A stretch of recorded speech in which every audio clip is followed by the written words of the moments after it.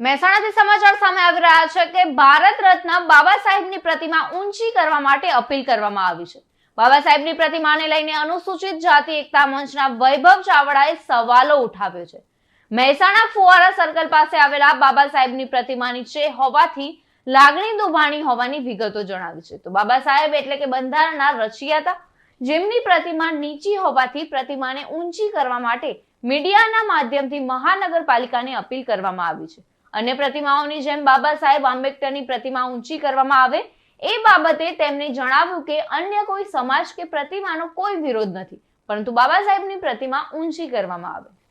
ચાવડા અનુસૂચિત જાતિ મોરચા અધ્યક્ષ મહેસાણા ખાતે જણાવવાનું એ કે મહાનગરપાલિકામાં કમિશનર સાહેબને જણાવું કે કમિશનર સાહેબ, આસિસ્ટન્ટ કમિશનર સાહેબને હું નમ્ર વિનંતી કરું કે આજે બાબા સાહેબનું સ્ટેચ્યુ જે હાલતમાં છે, જે નીચે દબાણમાં છે અને બજારમાં જેટલા બી મહેસાણા ખાતે સ્ટેચ્યુ છે એ પૂરેપૂરા એને લાઈન ઉપર છે। બાબા સાહેબનું સ્ટેચ્યુ અમારા નજરમાં અને પબ્લિકને જાહેર જનતાને પૂછી લો તો એ નીચે ભોયરા ટાઈપ છે, તો એને ઊંચું અને વ્યવસ્થિત આ પ્રતિમાને કરવાનું, કારણ કે બાબા સાહેબે જે બંધારણના રચયિતા છે, જેને હરેક સમાજને ન્યાય આપ્યો છે, જેને ભારત દેશને બંધારણ આપ્યું છે, એ બાબતે મહાનગરપાલિકા કમિશનર સાહેબને હું વિનંતી કરું છું, અનુસૂચિત જાતિ એકતા મંચ દ્વારા વિનંતી કરવામાં આવે છે કે બાબા સાહેબનું આ પ્રતિમાને વ્યવસ્થિત રીતે અનાવરણ કરવામાં આવે, એને વ્યવસ્થિત જગ્યા આપવામાં આવે, એને પૂરતી હાઇટમાં ઉપાડવામાં આવે, જેથી કરીને બીજા બધાના સમગ્ર સ્ટેચ્યુના બરોબર હાઇટમાં આવે।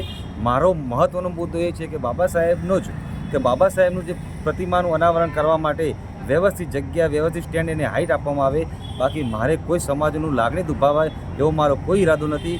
મારે ફક્ત ને ફક્ત ડૉક્ટર બાબા સાહેબ આંબેડકરનું જે અહીંયા મહેસાણા ખાતે ફુવારા ડિસ્ટ્રિક્ટ બેંકની સામું જે સ્ટેચ્યુ પ્રતિમા મૂકવામાં આવી છે એની હાઇટ ઉપાડવામાં આવે અને એની આજુબાજુમાં થોડીક વ્યવસ્થિત જગ્યા આપવામાં આવે, જેથી કરીને અમારા સમાજને એમ થાય કે ના ભાઈ, સરકાર અને મહેસાણા નગરપાલિકા, મહાનગરપાલિકા એ અમારી જોડે છે।